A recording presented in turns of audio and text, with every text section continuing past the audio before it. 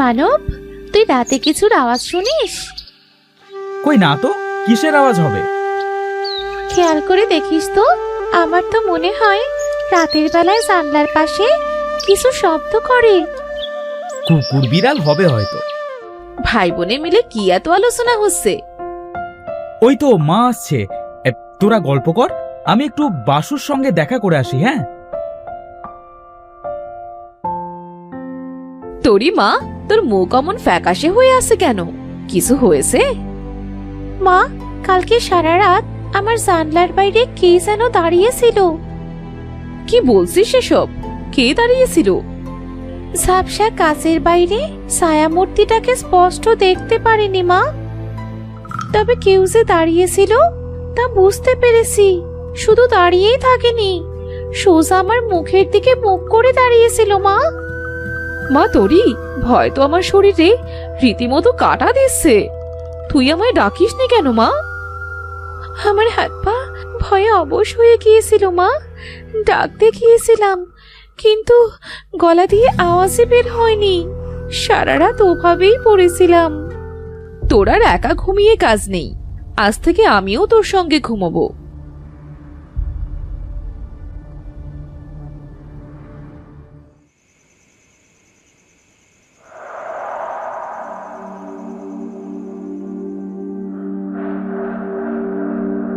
ও মা, ঘুমিয়ে পড়েছো? ওঠো ওঠো মা। কি হয়েছে তোরি? আজ তো জানলার বাইরে কেউ আসেনি, তারপরও ভয় পাচ্ছিস? আছে মা, আশেপাশেই আছে।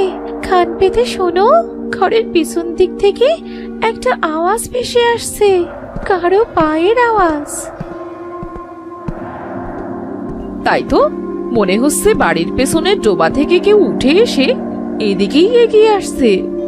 মা মা, এটা এটা কালকে সেই ছায়ামূর্তিটা হবে। আজ বোধ হয় আর রক্ষে নেই মা। ভয় পাস নে মা, বুকে সাহস রাখ। মা, ও চলে এসেছে। দেখো, জানলার বাইরে থেকে আমাদের দিকে মুখ করে দাঁড়িয়ে আছে। মা, ও মা।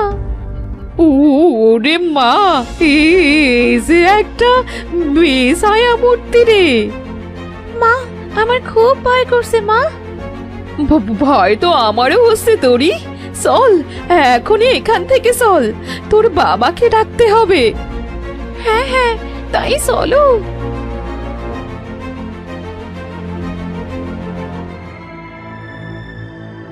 মানবের বাবা, ও মানবের বাবা, ওঠো। কি হলো মানসী, রাত বিরেতে এমন চেঁচাচ্ছ কেন? বলি ঘুমোতে দিবে তো নাকি? তোমাকে বলেছিলাম না তোরই ভয় পেয়েছে। আজকে ওর ঘরে ঘুমোতে গিয়েছিলাম, জানলার বাইরে অদ্ভুত এক ছায়ামূর্তি দাঁড়িয়ে আছে গো। কি সব যা তা বলছো? ছায়ামূর্তি আসবে কোথা থেকে? এসেছে বাবা, বিশ্বাস না হলে চলো দেখবে। কি যে বলিস না, এই তোদের নিয়ে পড়েছি যত বিপদে। চল, আমাকে সেখানে নিয়ে চল। চলো।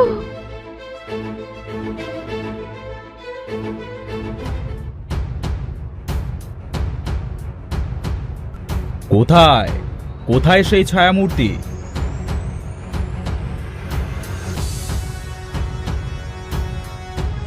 আরে কোথায় গেল? দেখো, এই যে জানলাটা, বাইরে ঠিক এই স্থানেই দাঁড়িয়েছিল। এত ছিল তো তাহলে কোথায় গেছে? ডোবা থেকে উঠে এসে ডোবাতেই মিলিয়ে গেছে নাকি? বাবা, তুমি আমাদের কথা বিশ্বাস করো, এখানেই দাঁড়িয়েছিল ছায়ামূর্তিটা। তাহলে কি আমার আসবার সংবাদে সে পালিয়ে গেছে? তোরি, আমরা এই এলাকায় নতুন, এখানে আমাদের কোনো শত্রু নেই, তুই জানিস। বাবা, প্রেতাত্মাও তো হতে পারে। ব্যাস, অনেক হয়েছে। প্রলাপ বকা বন্ধ করো আর ঘুমোতে যা। মানসী, তোরিকে নিয়ে আমার ঘরে যাও, আমি এই ঘরেই ঘুমাবো। তুমি একলা পারবে ঘুমোতে? ভয় পাবে না? কথা কম বলো, মাথায় যন্ত্রণা হচ্ছে খুব। তোরি মা, চল। কিন্তু মা, বাবা এখানে? তোর বাবা সাহসী লোক, ভূত প্রেতে উনি ভয় পান না।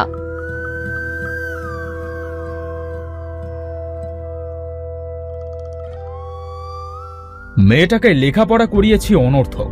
একটা শিক্ষিত মানুষের এমন কথাবার্তা আশা করা যায়? ভূত প্রেত বলে কিছু আছে নাকি?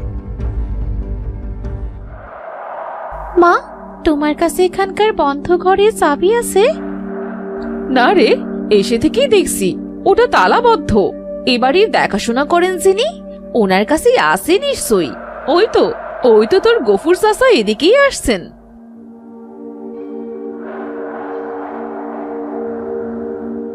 কি হয়েছে তোরি মা? কোনো সমস্যা?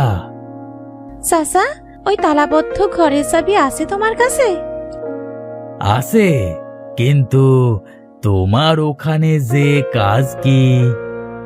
কাজ আছে চাচা, আমার বেশ কিছু পুরনো জিনিসপত্র ওখানে রাখতে হবে।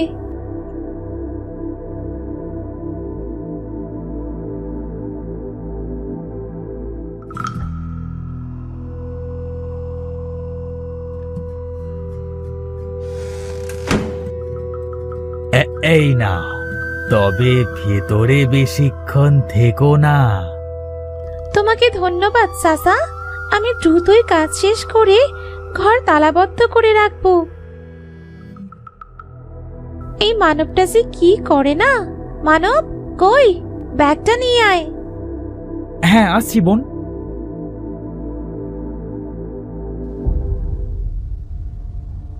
সি, কি বিশ্রী নোংরা হয়ে আছে ঘরটা। না জানি কত বছর এই ঘর পরিষ্কার করা হয় না। এখন আবার বলিস না, ঘর পরিষ্কার করব। করবই তো, যা ঝাড়ুটা নিয়ে আয়। এই যে বলছিলাম না, হলো তো। ওই তো ঝাড়ু, এই ঘরেই আছে। সর সর, ময়লাতে আমার খুব অ্যালার্জি। পরিষ্কার করতে দে। তোর যা ইচ্ছে কর, আমি গেলাম।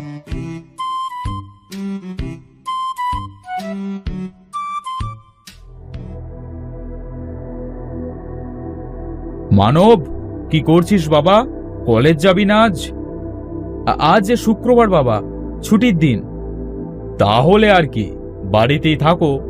আমি তো আইনের কাজ করি, আমার কোনো ছুটি নেই।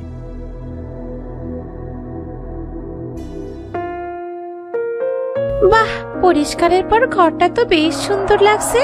কি ব্যাপার, পেছন দিয়ে একটা মেয়ে যেন হেঁটে গেল মনে হচ্ছে। বাড়ির মালিক তো বলেছিল পুরনো জিনিসপত্র ছাড়া এখানে কেউ থাকে না। তাহলে এই মেয়েটা?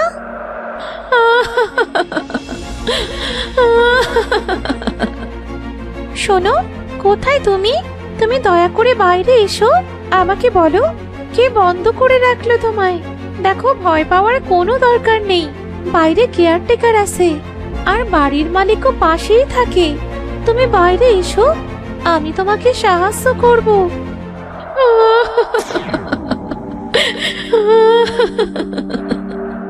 এইটা কি? মেকআপ? মেকআপ এখানে এলো কোথা থেকে? খুব দামি মনে হচ্ছে, কিন্তু ঘরদোর পরিষ্কারের সময় তো এটা এখানে ছিল না। তরিমা, টেবিলে খাবার দিয়েছি, খেতে আয়। আসছি মা। মনে হচ্ছে ওসব আমার মনের ভুল, নয়তো এখানে মেয়ে আসবে কোথা থেকে?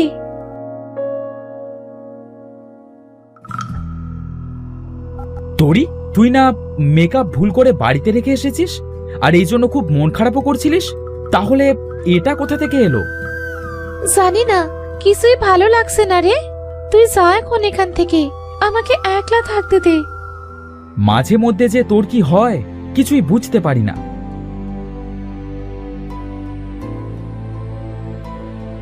হঠাৎ মেজাজ এত তিরিক্ষি হয়ে আছে কেন বুঝতে পারছি না। দেখি তো মেকআপে সেজে মন ভালো হয় কিনা। একি, মেকআপ মুখে লাগাতেই এক অদ্ভুত আনন্দ হচ্ছে কেন? মনে হচ্ছে এই ঘরে আমি ছাড়া আরো কেউ আছে। আছে তো, দেখো তোমার পেছনেই দাঁড়িয়ে আছে। তো তো তুমি কে? এখানে কিভাবে এসেছো? আমি মালিনী, তুমি নিজেই না ডেকে আনলে? না না, তো তো তুমি মানুষ হতে পারো না। কোনো মানুষ এমন হয় না। আ আ আমি তোমায় ডাকিনি।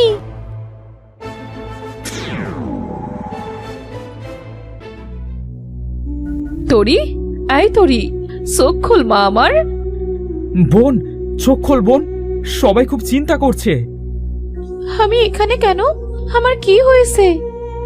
তোর কি হয়েছে তুই জানিস না? মুখে রক্ত কোথা থেকে মেখেছিস? রক্ত দেখে আমরা তো ভয় পেয়ে গেছিলাম। এই মাত্র ডাক্তার এসে তোকে ইঞ্জেকশন দিয়ে গেছে। কি হয়েছে তোর বলতো? মুখে কোনো আঘাতের চিহ্ন নেই, তাহলে রক্ত কোথা থেকে এলো? রক্ত কই দেখি। এখন মুখ ধুয়ে দিয়েছি আমরা। কি হয়েছে তোর বলতো? মানব, তোর বাবা ডাক্তারকে এগিয়ে দিতে গেছে, তুই বলে আয় তোরের জ্ঞান ফিরেছে। ঠিক আছে মা।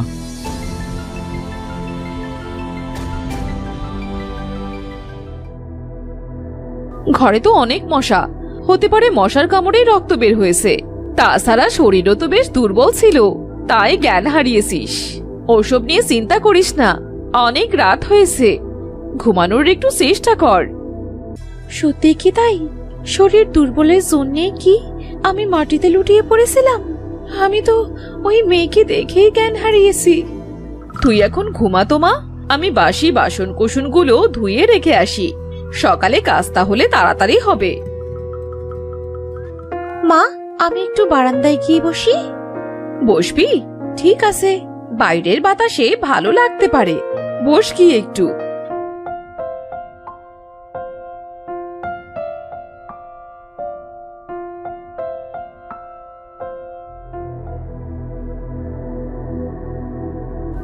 এতদিন একটা ছায়া মূর্তি দেখেছি শুধু, আজ আজ তো মানুষ। না না, এটা কোনো মানুষ হতে পারে না। কোনো মানুষের মুখ এত জঘন্যভাবে থেতলে যাবার পরও সে বেঁচে থাকতে পারে না। আমার মনে হচ্ছে এই বাড়িতে কোনো রহস্য লুকিয়ে আছে, আর আমাকে সেই রহস্য উদ্ঘাটন করতেই হবে।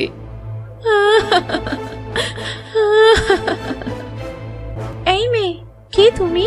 কি হলো? উত্তর দাও। আরে আরে, এই তো চলে যাচ্ছে। এই মেয়ে, দাঁড়াও দাঁড়াও বলছি।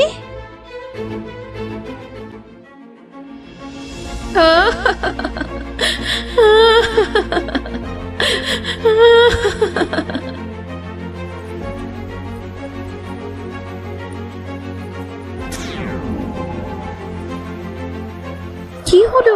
এই ডোবার কাছে এসে মেয়েটা কোথায় অদৃশ্য হলো? তোরি মা, তুই এখানে কি করছিস?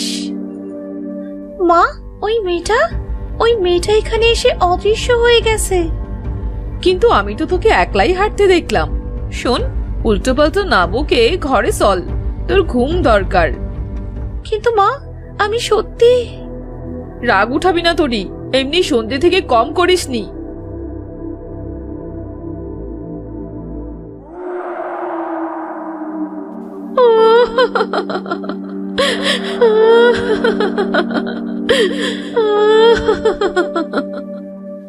আবার আবার সেই কান্নার শব্দ।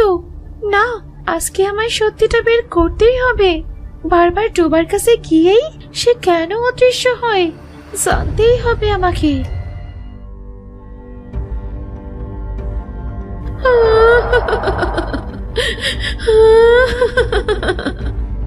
এই মেয়ে, দাঁড়াও দাঁড়াও বলছি। ওটা তোরই না? ও এত রাতে কোথায় যাচ্ছে দেখি তো।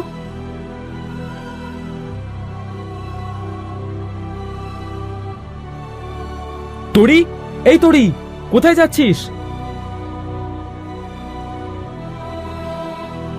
মানব দেখ, এই সেই মেয়ে যার জন্য আমি এলোমেলো হয়ে গেছি। হে, এই মেয়ে কে? তুমি কোথা থেকে এসেছো? আমি মালিনী, এই বাড়ির মালিকের সৎ মেয়ে। আমার বাবা মারা যাবার পর আমার মা এই লোকটিকে বিয়ে করেছিল, কিন্তু এই লোকটা ছিল ভীষণ লোভী। অর্থের জন্য সে সব করতে পারেন। এক রাতে লোকটাকে আমি তার বন্ধুর সঙ্গে কথা বলতে শুনি।